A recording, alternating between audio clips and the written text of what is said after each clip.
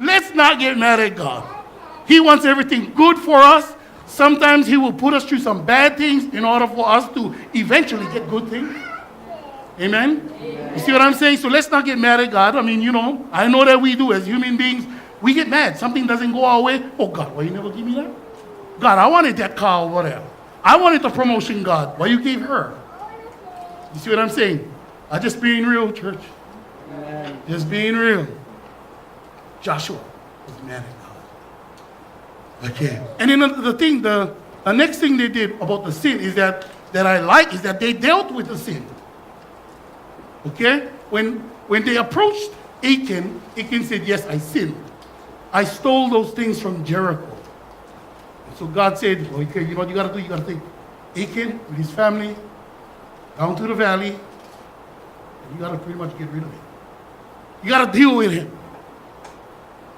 We got to deal with sin. Church, we got to deal with sin. Let me try to connect everything over here. We got to deal with sin because sin can stop us from conquering the next city. Amen. You see what I'm saying? This mighty, mighty army called the Israelites, okay, they whooped Sihon, they whooped Og on the east side of the Jordan. They crossed the Jordan River. They whooped the Jericho people, okay? And they come up to Ai, all right, but they lose because they did not deal with sin.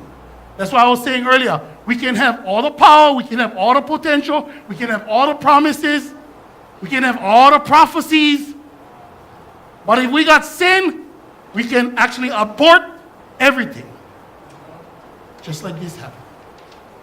Achan had sin and that aborted their battle, their victory. See, and interesting how one sin affected the whole army. Achan's sin affected the whole army to where they could not win the next battle. Church, I want to just put this corporately, okay? Yes, we are all individuals, and we all have our own individual problems. But as a church, we got to remember that corporately, okay, we cannot have one person living in sin because that could stop our victory in the next city. You see, I'm just preaching Bible. Amen. Achan had sin. His one sin, they lost. Okay? So let's live right. Let's do what we can to get away from sin. Because we don't want the sin to stop us from winning Lahaina, from winning Hana, from winning Cebu. You see what I'm saying? Amen. Let's live righteous there. Let's deal with the sin. If we got sin in our lives, take them to the valley and get rid of them. Leave them there. So we can come back and stand righteous before a holy God. Hallelujah. Amen? Amen. And he can tell us the plan for the next city over. Is that too deep, church? Am I losing anybody? Hopefully not. Hopefully not. All right. So we covered the second point right there. Okay, we went over pride. Next one, sin. The third one we're going to talk about is prayer. Prayer. Of course, I mentioned earlier, Joshua did not pray. Joshua did not pray. But finally, he prays. You see, in chapter 7, he did not pray, and they take the loss. But in chapter 8, he prays, and they get the victory. They win. He prays. So this thing about Joshua not praying, sometimes as the Israelites, they might have been thinking, oh, we good now. We good. We got this. We good. We don't need to bother God. We got this on our own. Sometimes we might be thinking, I'm good. I can handle this on my own. I know God is busy with Sister So-and-so's problems and issues over there.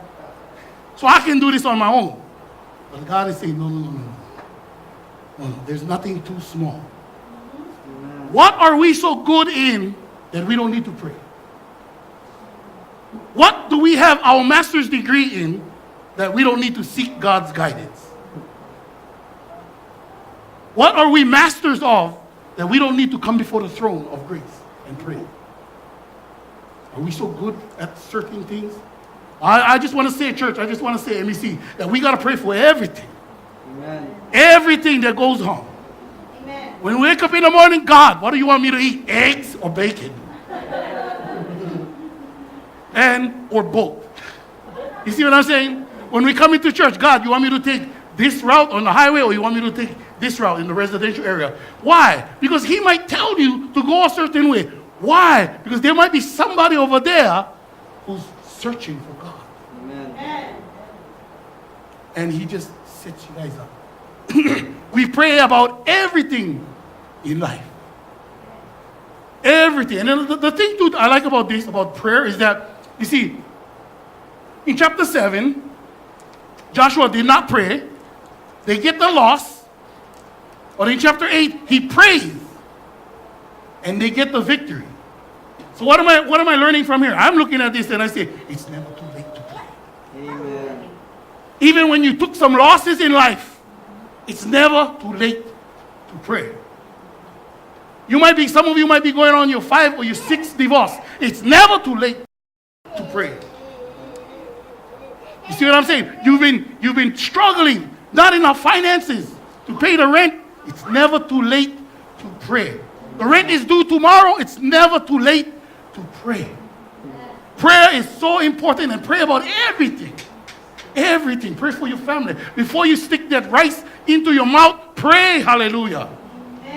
Before you put on your clothes in the morning, pray, glory, hallelujah. Before you get into your work job and you're parking in your parking lot, pray that you have a hedge of protection around you, so that those people who hate you not going to get to you. And just say, pray, God, protect me. I know got some brothers, some sisters out there who don't like me. Pray. You see what I'm saying, church? Let me just kind of check this out. In Jericho, they send out spies. Okay? The spies come back. The people pray. God gives them the plan. And they win the battle.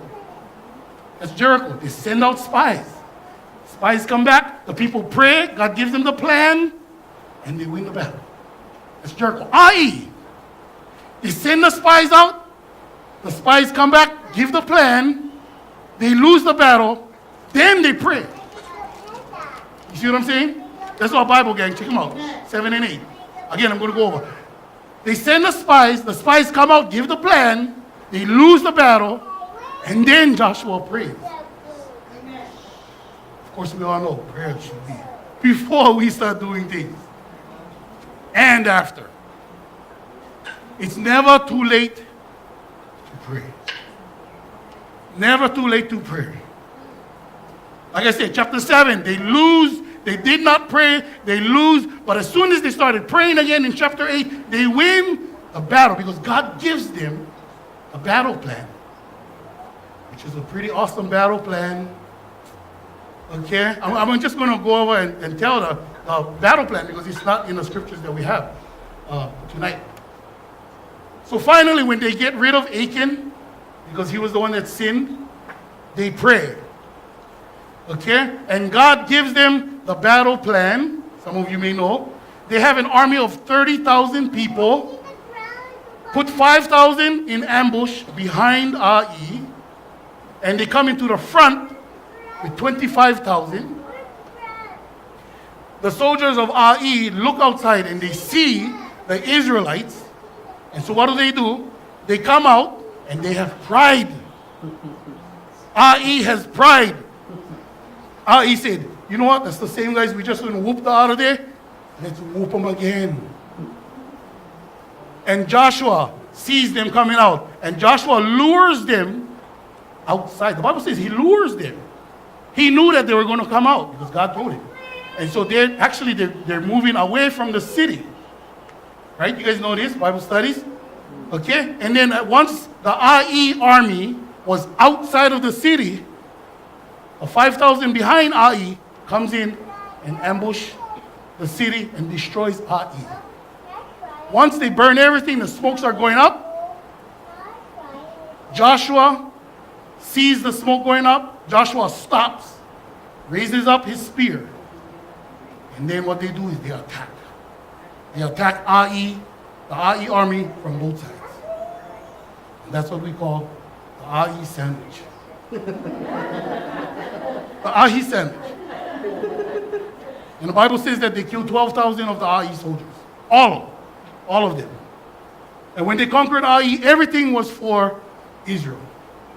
Because they gave God Jericho. That was the tithe, Jericho. You see what I'm saying? So, we have Israel. They come up with this plan. Okay? And that's the thing I wanted to talk about. Now we're on the last point. And from here, we go to fellowship. We come up with the last point. Okay? And this is unity. Unity. At first we had pride.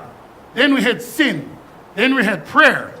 Things that we can learn from. Now the last one is unity. Okay? So let me just tell you about unity. When the spies first came to Joshua, and the spies said, just send 3,000. And so Joshua sent 3,000 with the spies. What he was doing was he was dividing God's army. It's not a good idea. God's army was meant to be together. Amen. One body, right? So the Bible says, I need you, and you need me. Amen? Amen. And let me just kind of go back to chapter 1. Joshua chapter 1. Here's what happens. In Joshua chapter 1, okay, they're on the east side of the Jordan, crossing over. On the east side of the Jordan, 2.5 tribes, okay? There's the tribe of Gad, the tribe of Reuben, and half the tribe of Manasseh. They have their inherited land on the eastern side of the Jordan. Okay? And so what happens is that they, because they already got their inherited land, they wanted to stay on the east side of the Jordan. But Joshua says, no. We are all Israelites. We all fight together. You come with us across the Jordan River. We're going to fight until all the land is conquered. And then you come back to your territory. Amen. You see that? Because God told Moses, do not divide the army. You see what I'm saying? When they're fighting. But I just wanted to stick in a little teaching, if I could, right here. Here we have Gad, and here we have Reuben, and we have half of Manasseh, okay, the tribes. They wanted to sit back because they got their blessing already. And they wanted to watch everybody else do the fighting. You see that? As Christians, there's something wrong with us or with people if they are called Christians and they have their blessings, but they just want to sit back and not help anybody else. Amen. You see what I'm saying? God's army needs to be together. Amen. Hallelujah. You see, Gad, Reuben, and Manasseh, they were just, well, no, we want to sit back and watch you guys fight. No. We are all one family. We are all one people. We are all in unity with one another. You see what I'm saying? And if somebody is just willing to watch a brother or a sister struggle in fighting for what God has for them, because we already got our blessings, then there's something wrong with their Christian walk. Amen. I know that's not us, so I'm just preaching for those who are watching on YouTube. You see what I'm saying? Because whenever we get blessed, we gotta bless others. Amen. Amen? Amen. Is that true or what? When God blesses us, we gotta turn around and bless others as well. Amen. Oh, hallelujah. When God blessed Gad, Reuben, and Manasseh, they're supposed to be right there and saying, I want to help bless the others as well. So you know what? They were forced to do it anyways.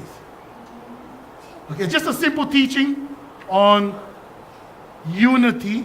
We're coming back now. We're coming back to unity. Okay, we got to hold everybody together. Hold the army together. And here's the thing. So now we're back at Ai. And I like how Joshua lured Ai soldiers out from their home. Lured them out away. Church, if we can kind of think about this in the life application, area, we can win brothers and sisters out there if we lure them away from their evil sources. If we want to win an alcoholic, we take him out of the bar. Amen. Amen? Amen. If we want to win brothers and sisters who are in a gossip group, we move them out from that group. You see what we lure them away from the source. You see what I'm saying, church? This is not rocket science stuff. Okay, when we want somebody to come to the Lord, or we're praying for people, get them with you, one-on-one. Invite them to church. Invite them to church. See, you bring them to church, I guarantee you we will put a Jericho on them. Surround them with love. Amen. Surround them with God. You see what I'm saying? You bring them here and we will give them and show them the love of God. Lure them away from their source that is feeding them. You see what I'm saying? And then, here's the thing. Sandwich them. Sandwich them. When you got them here, when you got them out there and they're away from their source, love on them. Love on them. Do the RE sandwich. That's the way I got saved. They set me up when I came to the Lord. They set me up. They lured me away from my source because I was a big, bad mamma jamma in the military, strong and everything. Rah! And they lured me away from that. And they got me to their Bible studies because I was hungry. Hey, at our Bible studies, brother, we have food. Oh, shoot, they're coming. And I go there, and they did the IE sandwich on me. They prayed for me. They showed me scripture. And they showed me that, you know what? Jesus died for everything that I've done wrong. And that I don't have to be walking around with my chest popping out all the time. You see what I'm saying? That there is more than just biceps and triceps and chest. There's love. You see? There's peace. There's joy in God. They sandwiched me. And I just love being sandwiched. And I'm still being sandwiched right now by you guys. Oh, hallelujah. Again, we're talking about unity, gang. Amen. How Joshua broke up the army, that was wrong. We cannot break up the army like that unless God tells us to. But at that point, God said, no. We're all staying together. We are united. We are one. I need you, and you need me. You see what I'm saying? We all need one another. And I just want to say an associate pastor's degree that whenever you come to church, whenever you step into those doors, you make sure that you love on your brothers and sisters. Amen. No matter if they got 50 years on you or they're just little kids, you love them. That's a decree that I'm just going to put on right now. Every time you walk in, Sunday nights, Fridays, Wednesdays, Mondays, come in and love on everybody. Because we are one family. And we need each other. You see what I'm saying? Just pretty much coming to an end. And we need each other just like Batman and Robin. Just like Tonto and the Lone Ranger. Just like Mickey and Minnie. We are all family right here. When one of us hurts, the other one hurts. When one of us enjoys and is happy, the other ones are enjoy and happy as well. The power of unity is so important. And I talk about this every once in a while, that when Jesus was talking about how the good shepherd leaves the 99 in order to get the one, he's not saying that the 99 is not important and the one is more important. He's saying that we need all the 100. Amen. You see what I'm saying? And that's what we need each other over here. And if we see somebody coming in to break apart our army, to break apart our family, then we got to pray for that brother. Amen. We got to pray for him and we got to teach him the ways of God. Amen.